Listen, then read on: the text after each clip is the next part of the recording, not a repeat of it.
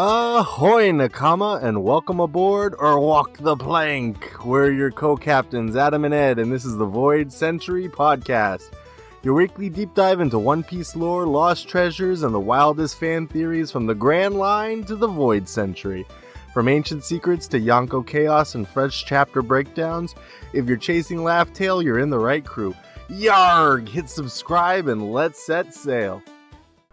Hello and welcome back to the Void Century Podcast, here today to bring you episode 44, chapter 1163 of One Piece, entitled Promises.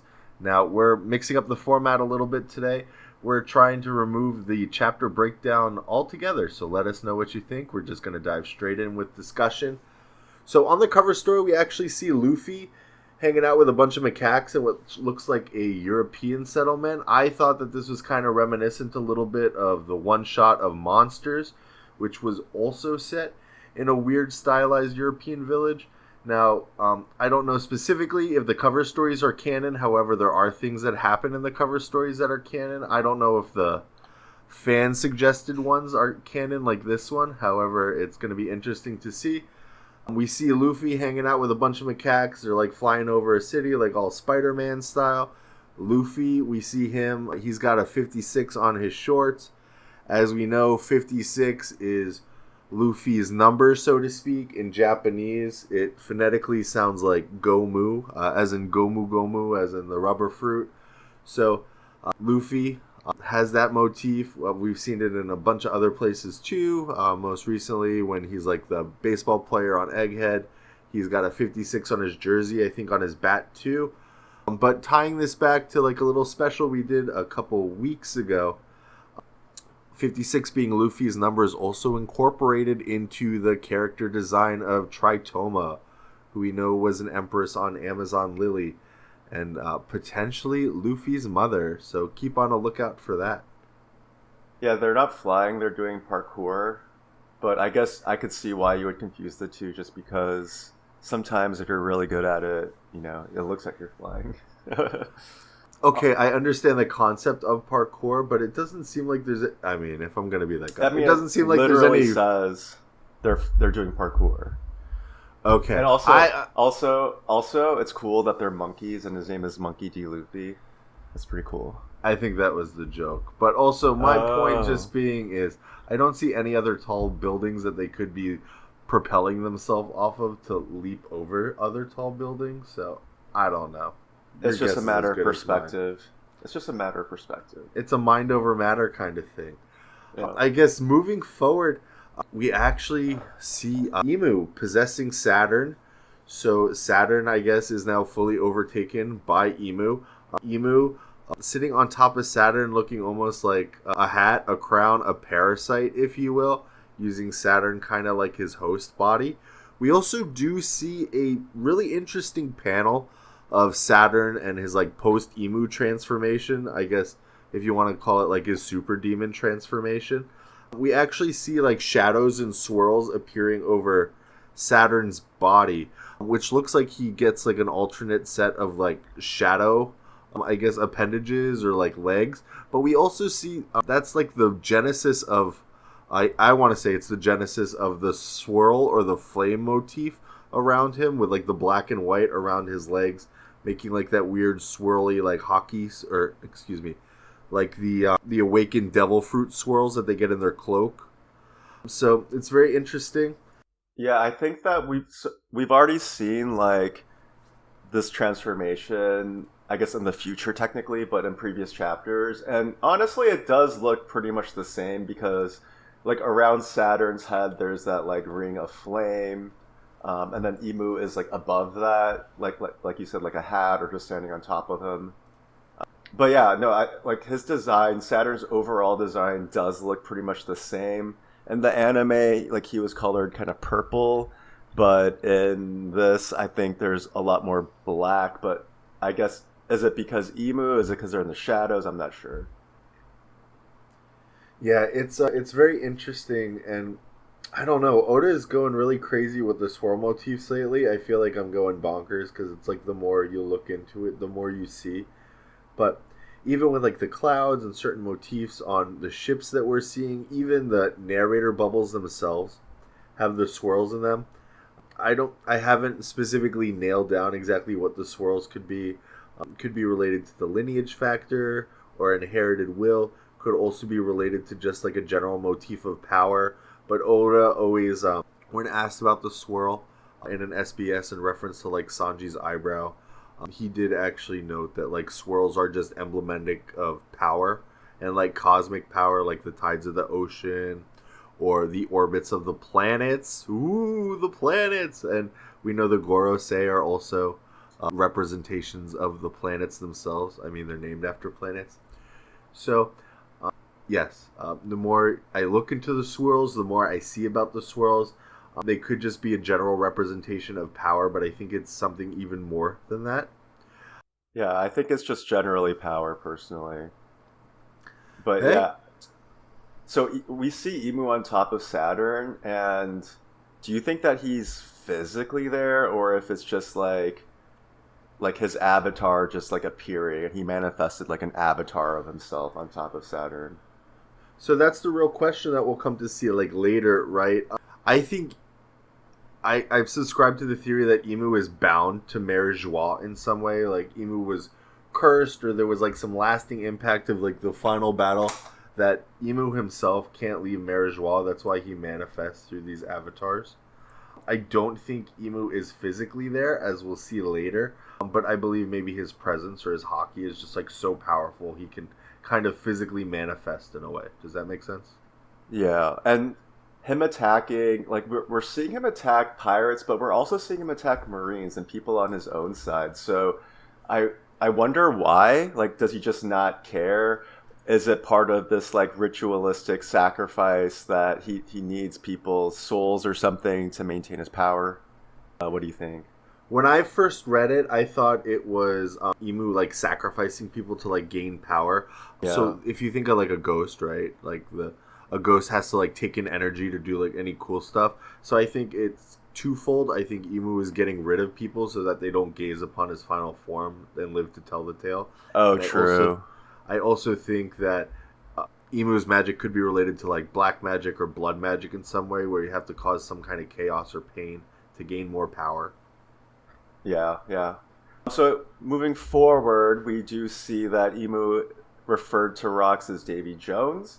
So is this potentially Emu like having sort of like a flashback to the original Davy Jones, and maybe rocks looks just like him or very similar, so he's just referring to him that way, or maybe is it just because rocks inherited the will of Davy Jones? What do you think?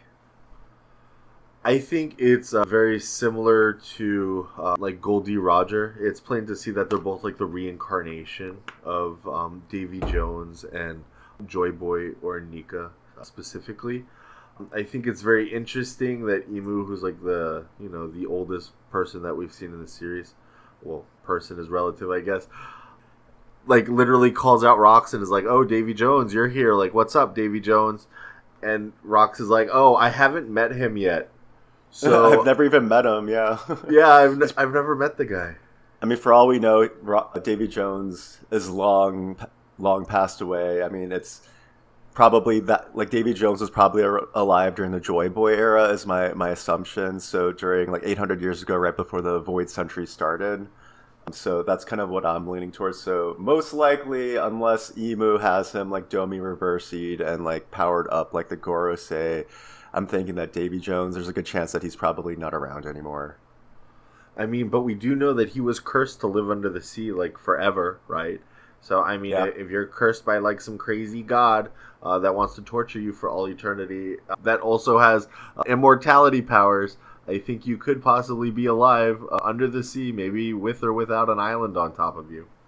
That's true, but also I think that there's still a chance that Rox is the one who inherits that fate of endlessly being on the ocean floor, a cursed Davy, as you if you will. So I do think that that's still a potential fate of Rox. So I do agree with you. But we do know, like the legend of Davy Jones in the story, right, was predated Rocks, right? The progenitor of the Davy back fight, that Davy Jones, was cursed to live under the sea by a sea god or a devil. I don't specifically remember. So Yeah, I but think it's... Oh, go that ahead. was part of like an SBS. Like, I don't think that that was ever actually mentioned in the story. So things like that could potentially change. Because Oda just said that, yeah, Davy Jones is like a legendary pirate, like cursed to, live on the ocean floor. That doesn't necessarily have to mean that that literally happened as well. It could just be like mythology, and it could be that that was more like an omen or a prediction that is going to happen in the future as well. So I think that we can't necessarily assume that that's actually happened, because it's a legend, and it was an SBS that the curse part, the curse of living on the ocean floor part, like that's just like a legend. So we don't necessarily know if that really happened. Is what I'm getting at. So I will tell you that Robin herself stated the mythology about Davy Jones in like chapter 306. Oh So wow. it was not only related to an SBS. Robin tells the crew the story of Davy Jones and how he was cursed by a sea god to live under the seafloor. So I think it still leads a little bit of credence to the fact that Davy Jones might still be alive. Okay. Yeah, that's true. I can see that. I mean, in terms of the Davy Jones lineage and Emu recognizing rocks as Davy Jones, I think is like really emblematic about this chapter and the lineage factor, if you will. We know the lineage factor has really been underlying some of the main themes of One Piece for a little while.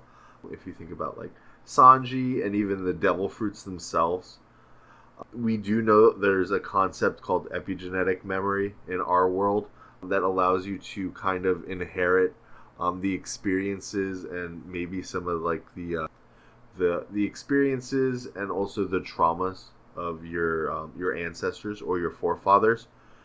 So I think maybe the will of fire, if I is strong in rocks to the point where he's kind of inherited the original Davy Jones's will in a way, similar to like how Blackbeard, it seems, has inherited his father's will, right? Whether it's revenge or something more than that, we have yet to see. Sure. All right, so let's move on to the next topic, which is Emu mentions that the world remains incomplete. So I guess, what is Emu lacking in his complete world? We know that part of the One Piece story is that the ocean levels are rising. Like, we heard that from Vegapunk to confirm that that was actually happening, but we already kind of suspected it, seeing like the bottom of the ocean floor having like towns and stuff or rubble like in certain arcs. So yeah, so is what is a complete world to Emu? Like, if Emu is like the sea god, or he has like the sea god fruit, something like that, it would make sense for him to maybe have a complete water world, and that would be his complete world. But it could also be something else. Like, what do you think? I think Emu's complete world, I think it might have something to do with a prophecy or like these prophecies that we know that exist. Do you think Emu's world could be a reference to like the three ages or the three worlds of like the One Piece storyline that we've been through? Maybe like in this current world where it seems like Emu has almost taken over. Maybe there's something he's still missing that prevents him from completely overtaking the world. Whether it's like having the giants on his side, there's got to be something more. Why would you bring this up to rocks directly during your final battle? It seems very strange. Yeah, so my thought is that every time we see any type of map of the One Piece world, there's always a bunch of grids and grid lines. So my thought is that potentially a complete world would be Domi reversing the entire world, where all of the pieces are now black. There's no more white pieces, and that means that Imu has completely conquered the world of One Piece. So I think that that is probably his end goal. Now, what happens after everything is a black piece? I'm not exactly sure what his complete world physically looks like. If you catch what I'm saying. So if if like I speculate the geography of God Valley and like those big split mountains really are like an amplifier for hockey, do you think Emu could try to like turn like a large area of people right now by utilizing the mountain? I think that that's potentially possible. However, he hasn't done it yet, and like Emu's been alive at this point again for over 800 years. So my thought would be that he probably would have discovered God Valley's special properties by now, like within 800 years, don't you think? Although he didn't know about God Valley until recently, or maybe he knew about it and the modern day people didn't know about it. So like when Garling discovered it, it was new to Garling, but it might not necessarily have been new to Emu himself. So yeah, I'm not sure. I'm not sure. Well, I just want to say that we do think that Emu is, well, I think that Emu is chained towards Merigeois in some way, right? So if Emu is not physically allowed to like go out and explore the world, it makes sense that he wouldn't know. Also, given the geography of the island, that might have been like where a final battle took place. So maybe he thought he knew all he needed to know about the island and didn't realize that perhaps maybe a giant sword slash would do something to the mountains that would allow them to amplify hockey in some way.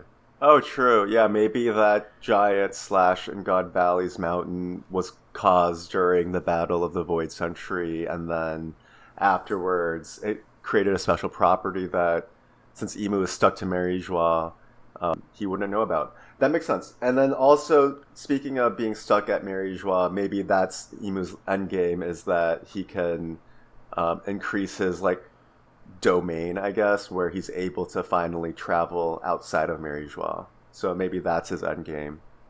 That does make a lot of sense, actually. Kind of like if you think of like StarCraft, right? You're better on like your own creep if you're. Yeah, no, he needs that creep. Yeah, that's what the Zerg race is able to build upon, is the creep, and he doesn't have it. Or maybe he needs pylons so that he can build inside and be in the pylon area.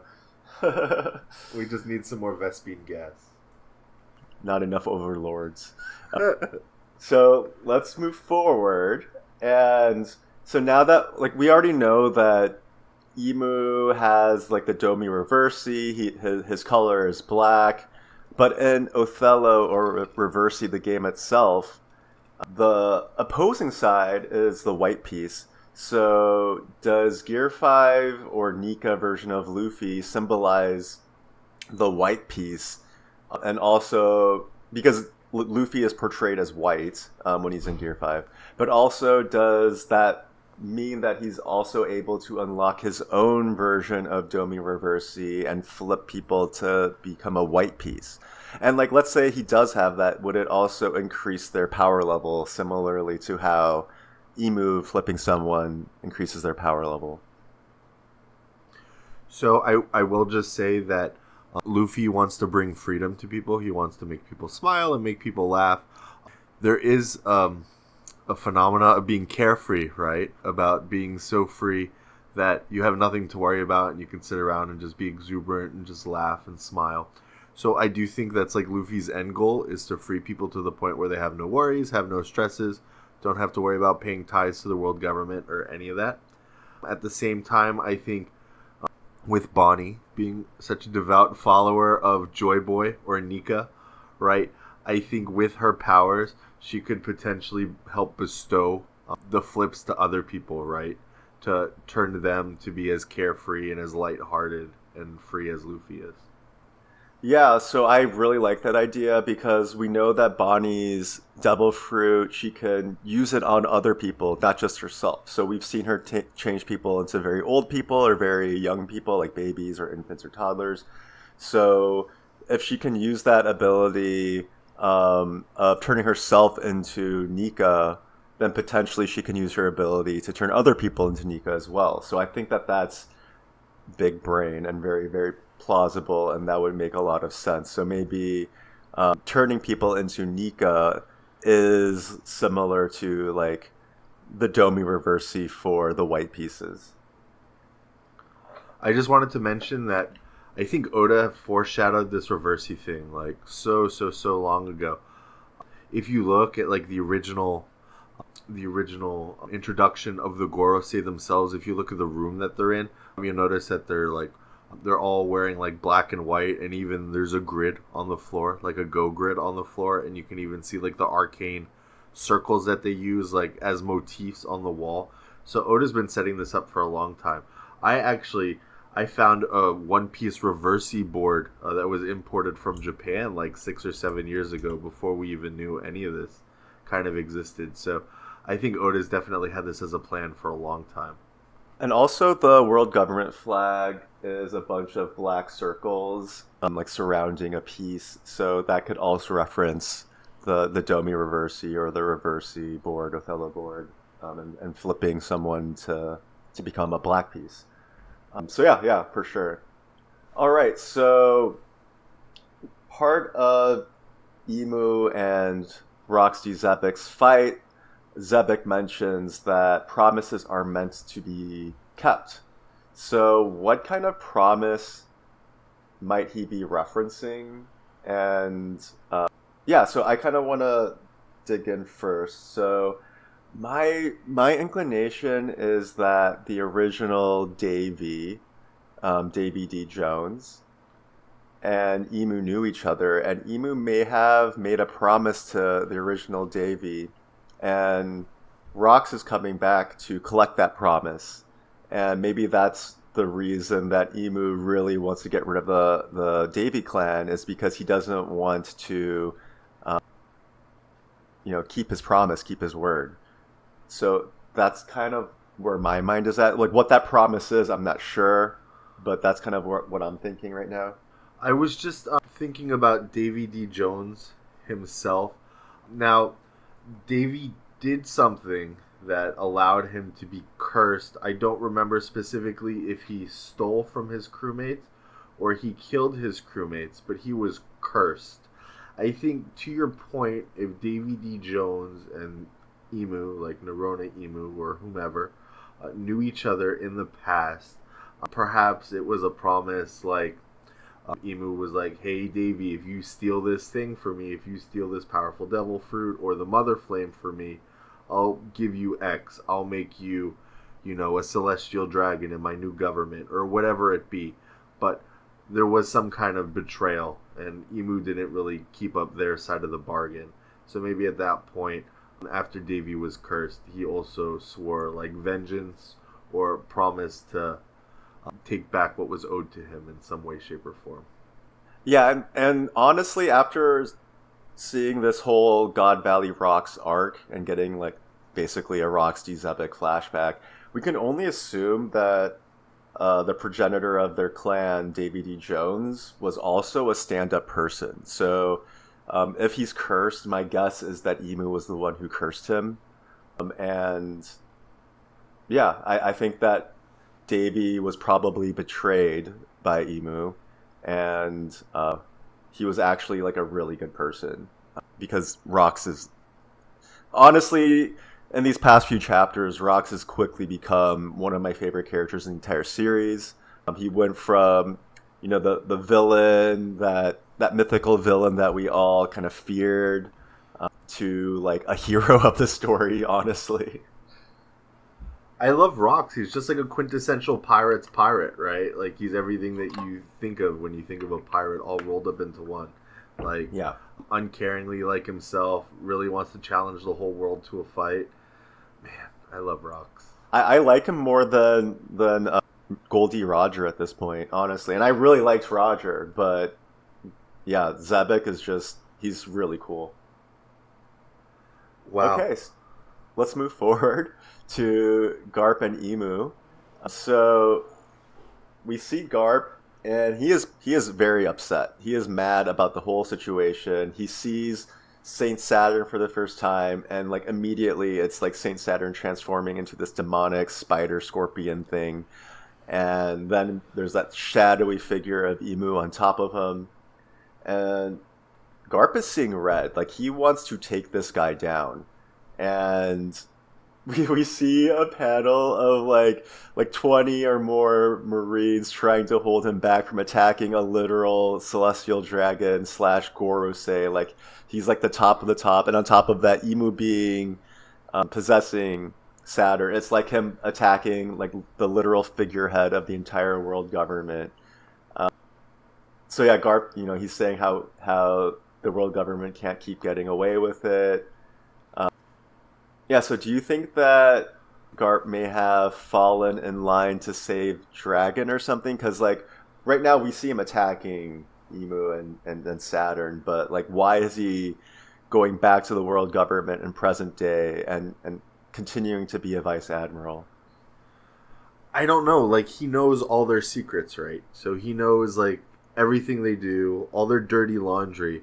And yet he sits by, like, idly. Like, they offer him a promotion. He's like, no, I don't want to buy more cookies or crackers. I just want to chill I out don't think here. he's idly sitting by. And I say that because he formed Sword. So this is something that is, like, if you look at the yin-yang, there's, like, a little bit of black inside the white.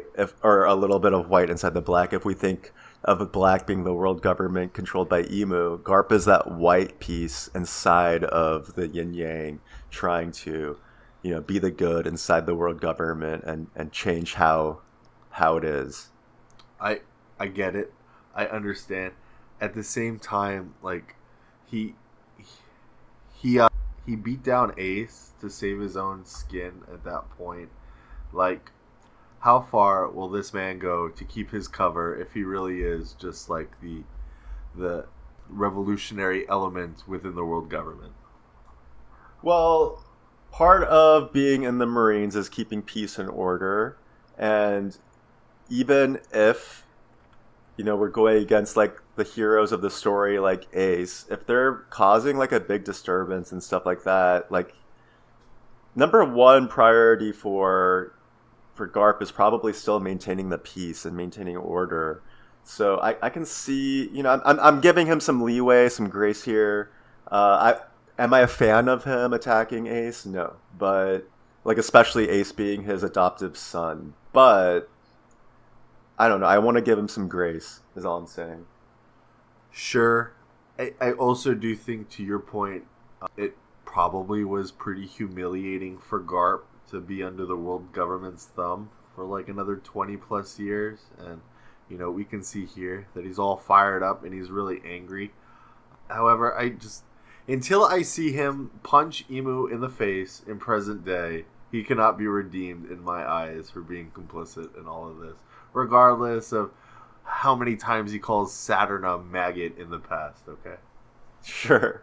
And I think that Garp might just be playing chess when they're playing checkers, or he might be playing chess while they're playing Othello. Get out. But he's biding his time. He's looking at the long game. So I guess if we want to move forward, Captain John, we saw the panel of him, in between drinking, we saw that he had a mechanical arm. It's not because he lost it in a duel or anything. It's because bro has magnet powers. What? Literally before Eustace Captain Kidd confirmed in this chapter that Captain John has magnet powers. This is the magnum opus where he betrays the Rocks crew for treasure. Also, interesting tidbit about these treasure chests. They have over 1 billion berries worth of loot inside of each of them. So I guess the world government doesn't play around. They just like to splash some cash, if you know what I mean. This is a competition for like the highest echelon of the world government. That's like the Gods Knights, and like the Celestial Dragon families. You're right, but we've literally seen people, we've seen affiliated nations starving to death to pay these tithes. These people are so gross. Yeah, they're paying it to the top 1%, the top 1%, And also, I just wanted to mention real quick that I think that the magnet fruit for Captain John is like such a perfect fruit because like he cares so much about treasure. So like him being able to just attract it directly to him, it's perfect. It's so perfect for him. I think the only fruit that could have been better for somebody like Captain John is maybe the glug glug fruit, the alcohol fruit. Oh, fair. Because homie is such a lush. Yeah, but he cares more about money, and money can buy alcohol. Like I think that this is the perfect one for him. But with all the money and with all the alcohol, did Captain John ever find happiness?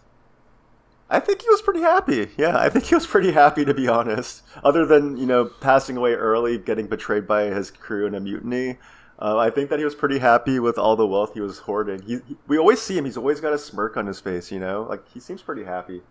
I mean, even as a desiccated zombie corpse, but far be it from me to tell True. Captain John how to live his life. I guess before we stray away too far, I just wanted to say, so Captain John used his magnet fruit to attract all the treasure, right?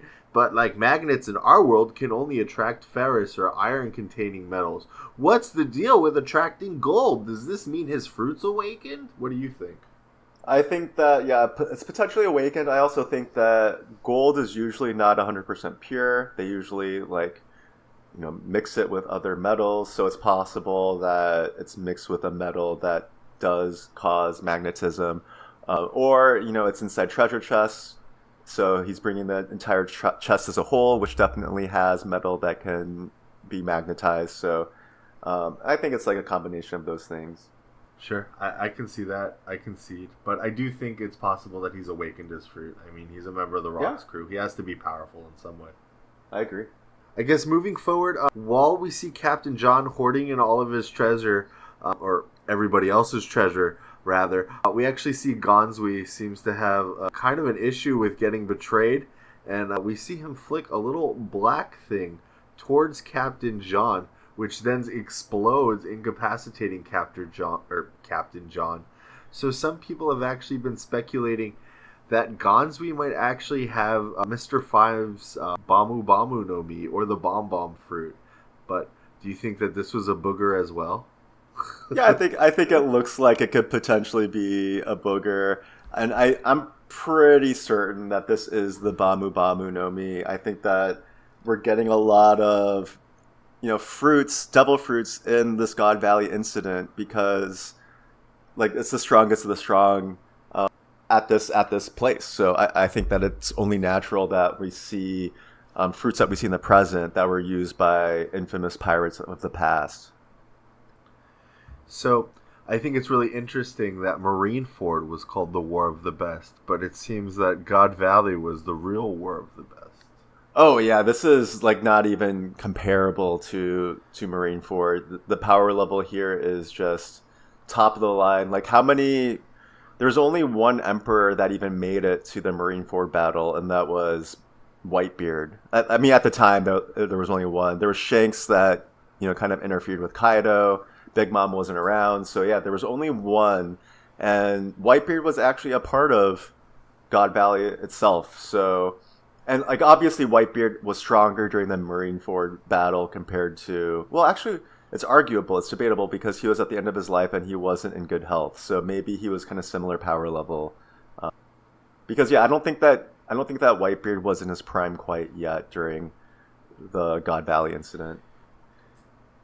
No, it's going to be interesting to see Whitebeard in his prime, but if we're talking about War of the Best, what about all the best fighters on the island taking a go with a gigantic combo attack against Emu? I said I would be happy with the Rock showing us a combo attack, but the fact that we got to see the Rock's pirates, some of the Roger pirates, and Garp himself jump in to attack Emu, mwah, chef's kiss. What a pleasant surprise. Yeah, this was cool. I'm glad. I mean, you were kind of speculating if we'd see one, and I'm happy we got to. And we see all four of the original Yonko present for this combo attack. So we see Lin, Whitebeard, Kaido, and oh no, actually we don't see Shanks. So never mind. We see three of the four. But yeah, let's talk about it. So we have 4 attacks. And so they're all named we have a few attacks, but they're all named. So we have Xebec. His attack is called Pandemonium of the Abyss. Abyss kind of, it's similar to the darkness fruit that Marshall D. Teach has. So I don't know why, but yeah, go. You have anything to add? Oh no, I just wanted to say I think it's very interesting if Eris in Greek mythology is like the keeper of Tartarus. I think it's very interesting that Rox named his attacks after the Abyss. But we also know the Abyss is where they get the arcane magic from Emu's side, right? True. And then Rogers, his is called Divine Departure, which I don't know if there's any significance to that. We have seen it before. The name, it refers to like killing a god, right? Oh, there we go. That makes sense. And then Garp, Galaxy Impact. And then we see Whitebeard, Shattering Void. And then we see Linlin. Hers is called Ikoku Sovereignty. I don't know what that means, to be honest. We've seen her use that attack a few times. I think it's one of the ones related to the giants. Gotcha. And then finally, this might be a translation thing, but Kaido's attack is just called Dragon. It's like Dragon ... which I think is so funny. He's like, he doesn't have a name for his attack yet because he's just so new to his powers.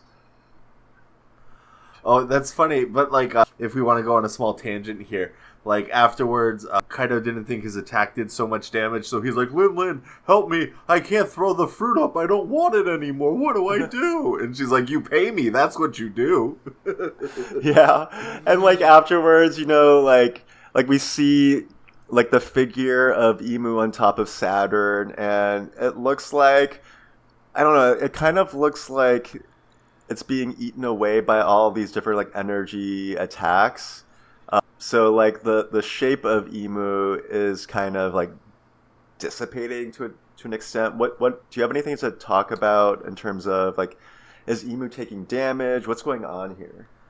I don't think Emu is taking damage. I think it's like kind of like Smoker, right? Like if you punch smoke, it makes the smoke dissipate, but the smoke doesn't go away. It's still there. So I think like we'll see that. Spoiler: Emu is like totally unfazed by these attacks.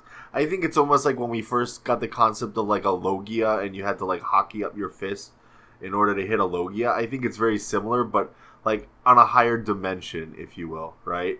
So yeah. I think that. Yeah, go ahead. I don't think that Emu is completely unfazed. I think that his manifestation has to regrow and recharge. Like we see him kind of like thin and wispy after this attack, kind of like droopy globs coming off of him. So that's kind of like Emu regenerating. I don't think that his personal being is being damaged since he's probably still in Merijois, but I do think that like he needs to like recharge a bit and regenerate and recover a bit. So do you think it's similar to the Matrix, where if you die in the Abyss, you die in real life? I don't know where the Abyss is, so I don't know what the Abyss is, so I couldn't comment on that, honestly. I think it's right next to your heart, next to Sniper Island. So I do want to say, if we go back to the combo attack, though, I definitely think that I will be very happy, and I think this is foreshadowing perhaps a pre-Void Sentry combo attack with like Joy Boy and all of the rest of the Ds and like the affiliates trying to take Emu out and ultimately losing. And I also think that towards the end of the story, we're gonna see like a recent combo attack of like Luffy and all of his friends gathering together to take out Emu. There's definitely going to be a future combo attack with Luffy and Blackbeard and probably Shanks and Mihawk, like all of the coolest people, Zoro, like everyone's going to join in on this, I think. Okay, that's an interesting wrinkle though. Do you think Luffy's really going to set aside his differences and like the whole Ace nonsense to like work together with Blackbeard, even if it's for one attack? Yes. If it's against Emu and like the literal devil of the series, yes, I do think so. Luffy doesn't seem like the kind of guy that asks for help, though. Really? Then why does he have a crew that helps him with navigation, that helps him with food, that helps him, you know, with music and keeping him company, helps heal him? I would say they're useful friends, but he doesn't specifically ask them for help, I don't think. I think he does. Sure. We can agree to disagree then. Hey, I'm busy fighting this guy. Can you help me by taking care of this other person so that they don't get injured? Like, he does that all the time. Like, this is not new. He definitely has their support and help from them. But is he going to ask for help from his enemy, I guess, is my point. The enemy of my enemy is my friend. Oh my gosh, sure. We can talk about parables all day, but if you want to talk about something, can we talk about Emu releasing like a giant wave of Conquerors hockey and literally like taking out all the normies on the island? And then even so, one of the fodder pirates remarking, "Hey, what was that sound? It sounds like the start of Armageddon." So we know like the concept of the rag. What's up? Was that Emu only, or was that all of the people attacking Emu as well as Emu? No, I assumed it was just Emu's his like hockey counterattack, and then the fodder pirate being like, "Whoa, what was that? Was that Armageddon?" And then also, if you think about it, this is kind of like in the center of God Valley's mountains. So if that is like a tuning fork and making things stronger, maybe it's expanding the domain of that Conquerors hockey further than it would naturally have gone. That's what I was thinking too when I first saw the panel. And it's just after like Emu goes all like immaterial, he decides to like unleash that wave of Conquerors hockey. Also, it's interesting, I can't tell who that is, but if you look at the panel of the fodder pirate being like, "Oh, it's Armageddon," if you look to the left, there's a guy that looks mysteriously like X-Drake. He's got like the whole pointy hair going upwards, and he looks like he's got like a bandana or something over his eye. Oh, I do see that. I don't think X-Drake was there, but that guy's design is really weird not to be X-Drake. Well, also, if you see a person to the left of Rayleigh with carrying Shaki, we see someone with wings, black wings, so maybe they're a Lunarian. Oh, that is very interesting. The design also reminds me of like Eustace D. Kidd too, like with the spiky hair. Oh, with the hair. Yeah, interesting. See, the more you look, the more you see. But if this could actually be the start, this is actually the catalyst for events that we know that will lead to the final war, and the story that we currently see with like the Great Pirate Era and all that. So what this guy is saying is very apt.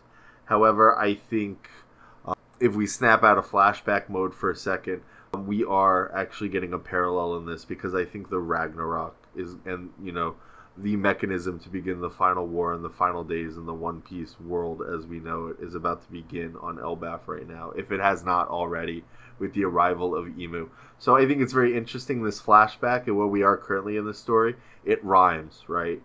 So yeah, for sure. Oda, once again, a genius. So yeah, let's go to Emu's power. So we already see that he kind of looks like he can turn immaterial. Well, I mean, first off, he's possessing Saturn. And we do see there's damage to Saturn's physical body, but that, like, avatar of blackness sitting on top of Saturn, that part does seem to be immaterial and Logia-like. And then we do see that the combo attacks kind of look like they're going through him, even though I think there's some damage being done because he has to recover, and again, like some of the legs of Saint Saturn's like spider are like kind of like broken and like regenerating. So yeah, maybe this has something to do with Emu not physically being on God Valley, and it's just kind of like his spirit manifesting on top of Saturn. Yeah, what do you think? I don't know. I think that, like I stated before, like Emu's hockey or his presence is like so great it looks almost like a physical manifestation. Mm-hmm. I think in order to be able to like fight somebody's will with your own is pretty much what we're seeing here. But you have to use like probably a special kind of hockey in order to be able to make this guy tangible, similar to how we saw with like the Logias and armament hockey. The point I made that I thought was very interesting is in the panel where we see like Emu go fully immaterial, it almost looked like he's swirling around, right? Or that it's like water droplets. I think like if he's recombining himself after like being dissipated after the attack, that's fine. But like, why is it swirling around? I think it's just like you said, it's kind of like smoke. It kind of like attracts to itself a little bit, or maybe it's like gloopy though. It's more watery, but either way, I do think it's regeneration. I do think that attack had to have done something to him, but I don't think it did that much to him. I think that he's still pretty strong, so he's not very phased, but it's not like he's unfazed. Yeah, 100%. I just wanted to remark on just the design motif of him recomposing himself or herself, they self, whatever, Sure. as the swirl, and the fact that for a long time there's been a running theory that Emu could be like the water or like the ocean. Yep. So I think the fact that Emu is turning into a liquid here is probably very apt and something that we should look into. Yeah, yeah. I like that. So let's move forward to like the big thing that happened this chapter, which is the Domi Reversi. So as we were talking about last week and even weeks before, Rox ends up getting Domi Reversi. And yeah, it's just kind of wild because right before this happens, Emu kind of draws Rox close and says like, "Oh, I'm gonna kill your wife and your child, and actually, you know what? You're gonna be the one who does it." And Rox is like, "What are you talking about? There's no way that, I would ever do that to my own wife and child." And then we see Emu kind of like grasp onto him with some like thin arms that, or I guess not grasp, but like stab him with thin arms, and he says Domi Reversi, and we see Rox slowly transforming and getting fangs and probably growing horns and looking demonic. And like, first off, it's heartbreaking to see this because this again he's one of my favorite characters in the entire series at this point, and we see him changing to the dark side and against his will, and I hate seeing it. Yeah, I really am on Team Rox at this point. By the way, go Ed. Congratulations for your theory. I think it's sad because I wanted more time with Rox just being Rox, and unfortunately now he's corrupted and he's going after his wife and kid, and we know ultimately what's going to happen on God Valley. So, I don't know. Emu, what scum. I did think it was interesting. I wanted to speculate on this too. So, do you think Emu has to physically touch somebody initially in order to like reverse them? Because, like, I mean, why did he pierce Rox if he didn't have to? He could have just been like, "Oh, you're trapped in my hockey sphere, Domi Reversi," that kind of thing. I think he had to be touched directly in this case because Rox has like there's a few different reasons that I can think of. One might be that Rox just has such a strong will. He is part of the D clan, so maybe that might be a reason. Do you think that could be it? I think so. I think it's twofold. So I think he had to pierce Rox in order to like pump his hockey into him, right? I think with the case of the giants that we see that got Domi Reversi'd, I think that it could be related to the horns, right? Like the hockey was being channeled through the horns. However, we saw the Buccaneers also got reversied as well, and we don't know if they got stabbed. What But Buccaneers? We saw, no, not Buccaneers, I'm sorry, the Davy clan in the previous chapter. Dad and Grandma or whatever, they got flipped. But we don't know if they were pierced. I do like the idea of the flip just being overwhelmed with like really dark hockey to the point where it overpowers your own will, right? Yeah, so my other thought though is that it could also be that there was nobody around. So, in Othello or even that we've seen where like if you have to be surrounded by people who are already Domi Reversi to flip them. And currently there isn't anybody around. So maybe because of that, he needed to directly stab through Rox in order to Domi Reversi him is what I'm getting at. So with the grandparents, we did see other people controlled by Emu, so maybe they were surrounded by people, so that it met that prerequisite to become flipped and Domi Reversi'd, whereas Rox didn't meet that prerequisite, so they just stabbed him directly. That makes sense.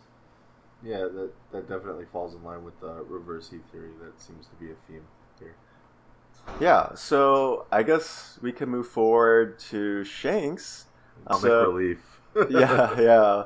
So it looks like he, got dropped by Dragon. First off, okay, so Dragon gets falls over because of some explosion or something. And then all of a sudden, instead of seeing a baby in his arms that he's, holding dearly and trying to protect, it ends up being like a broken piece of wood. So how does he even like mistake that piece of wood for Shanks? So he drops Shanks at some point, grabs something that was like about the same size and weight, and just holds on to it for dear life. And then Shanks probably falls out of Dragon's arms and is like shiny and just like crawls over to like a treasure chest and like most likely accidentally gets trapped inside of the treasure chest. So the things I wanted to speculate on, at least for that, is like what specifically was in the treasure chest that caught a little baby Shanks's eye? Do you think it was something significant, or he's just a kid and likes shiny, cool stuff? My first thought is, yeah, shiny, cool stuff. But there potentially could be something inside that treasure chest that caught his eye outside of just shiny. Maybe there was some sort of relic or some sort of emblem like on the gold that caught his attention. He is a child of prophecy after all. Yeah, and I would think, right, so like the value of each of these chests is like 1 billion berry. So there has to be something in there that is like extremely significant, more so than just being like precious, right? So I would think that if there was like a relic or an artifact to be anywhere, it would be inside one of these chests. So maybe that's something that caught his eye. At the same point too, like, I don't want to be like a stickler here, but like the pajamas that Shanks is in as a baby is different than the pajamas they found him in the chest. I'm not saying he crawled in after like a set of pajamas. I'm just saying I think it's really interesting that like his dress changes. Or I mean, if maybe this is just a retcon by Oda, but I mean Oda is a little bit more detail oriented than that usually. Yeah, I think that it might just be an oversight, to be honest, or maybe it's just too much detail to draw just for simplicity's sake, not wanting the panels to be busier than they already are, stuff like that. He might have just been like, you know what, like we're just gonna take this off of Shanks, because yeah, like at this point, I feel like he's in the outfit that he would be found in. Me too. It's just I don't know. It's not like Oda to make the oversight. I can understand, to your point, he doesn't want it to be cluttered. It's just a little extra busy work. But for somebody so detail-oriented, it seems like a little slip of the mind. But It's I'm not going to be a stickler on that. I guess if we want to move forward, if we're keeping up with the themes of children and their parents. So Eris and Teach, right? Like, you know, Rock's just got Domi Reversi. He's coming after them with everything he's got, with super devil powers. Do you think they're going to see him? Do you think it's going to traumatize him? Do you think Eris even makes it out of this? Yeah, so my thought is that, okay, so we know present day Blackbeard, he's kind of like going after people that quote unquote like went against his father on God Valley. So my guess is that he has no idea that his father got Domi Reversi'd. So like the last time in the last chapter that he sees his father is like the last time he sees him, and then him and Eris, I'm guessing, just got off safely. Like if I could see Eris potentially seeing him, or at least hearing about Rox getting Domi Reversi'd. However, I'm thinking that at least Teach has no clue about this instance, and like they kept it away from him. I can see that, but to my point, do you think Eris makes it out of here alive? And if not, who do you think gets Teach to safety? Oh yeah, I think Eris gets out alive, most likely. Because Teach got out alive. Well, I mean, as we see with Shanks, you don't need your mother to be alive to escape God Valley. Oh, and also, we do know that Eris does pass away at some point, before Blackbeard gets picked up by Whitebeard. So I guess, you know what? It is possible that maybe she might like try to be protecting Teach against his father Xebec, and she gets slain or something protecting him. Do you think Whitebeard picks up Teach after all this? It's possible. I mean, Whitebeard is the one who knew where to find Teach and pick him up as a young kid and add him to his crew. It's possible, and I do think that Teach does end up in Lulusia, so I do think that there's still a possibility that Eris escapes and takes Teach to Lulusia. So we also, I just want to say from the SBS, we did see that picture of Teach as a child. He looks slightly older, well, obviously older than he is now, looking sad, looking up at the moon, but there's also snow all around him. Now, I know we saw Lulusia. It didn't look like quite a cold place before it was blown up. So he had to have made it to a polar island sometime within, that time frame between finding Whitebeard. Do you think that it's possible that he was an island that had multiple seasons? I mean, sure. But I think it was stated like Lulusia was close to like the calm belt, I believe. If it's similar to like the equator in our world, it would be hotter, but I don't know, man. That might be too much, even if geography is everything.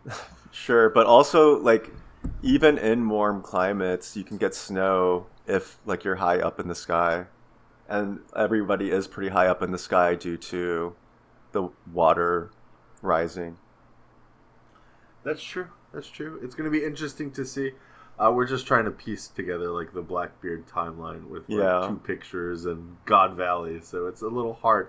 But if we want to dive a little bit deeper into Blackbeard, I thought it was really interesting that Emu kind of referenced Blackbeard directly in stating this new branch of the Davy clan cannot be allowed to exist. And, it really got me thinking about, like, Eris and her lineage. Like, we speculated for the past couple episodes. Like, she has to be significant to, like, catch Rox's eye. Like, we saw her speak last chapter, too. She seemed to be, like, really sassy and confident. Like, perfect kind of lady for Rox. But given her name, we know, at least in Greek mythology, Eris was like a guardian or a goddess, if you will, of Tartarus, which is where they imprison the Titans. I just thought it was really interesting because Rox seems to have this like real big motivation in getting giants aligned with him. And I know giants and Titans aren't the same thing. Okay, I get it. However, I do think that there could be like some meat on the bone there for speculation.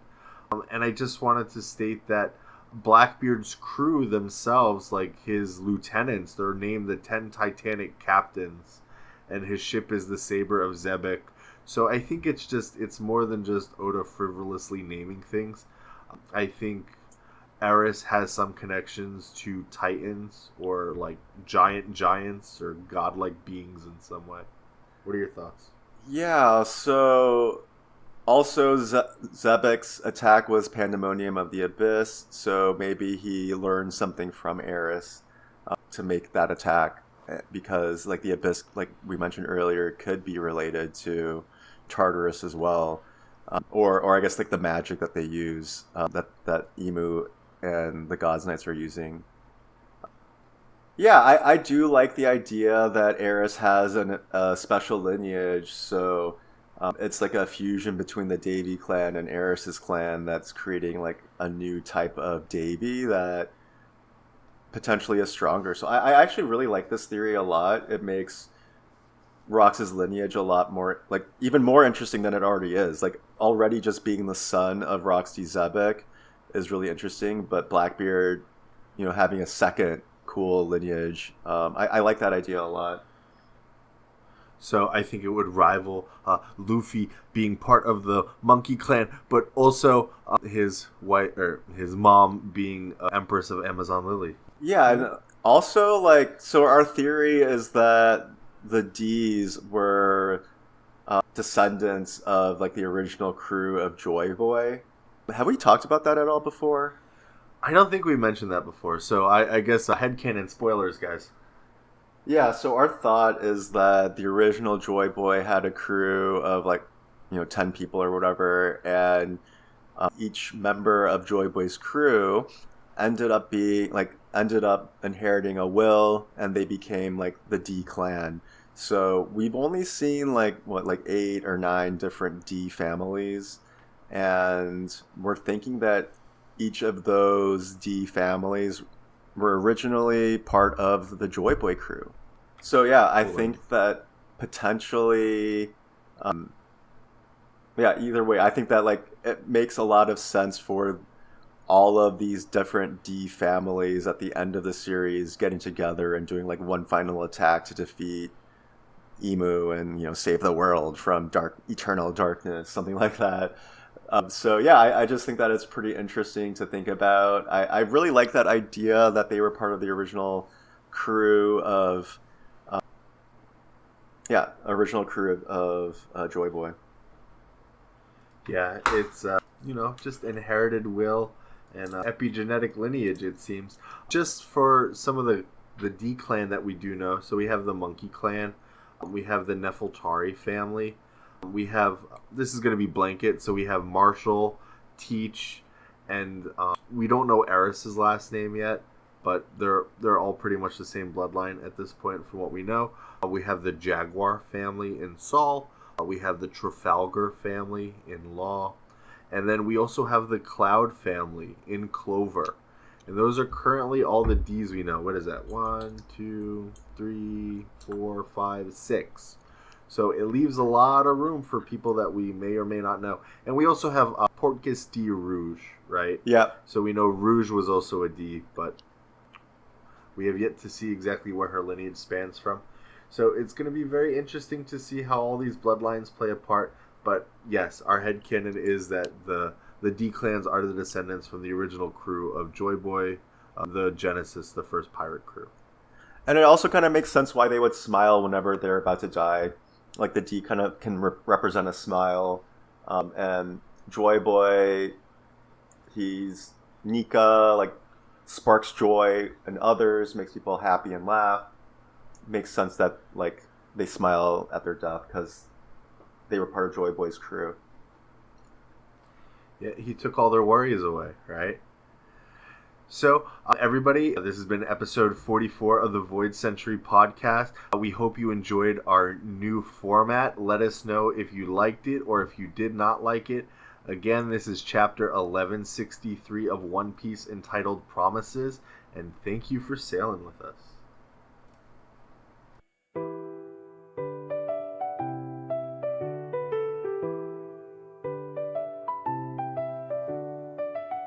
That's it for this voyage of the Void Century podcast. Listen on Spotify, Apple Podcasts, YouTube, or wherever you sail for One Piece content. Catch our bite-sized theories and lore on TikTok and Instagram Reels. Until next time, whether you're seeking the poneglyphs or unraveling the history behind the will of the D, listen to the voice of all things and we'll see you on our next voyage.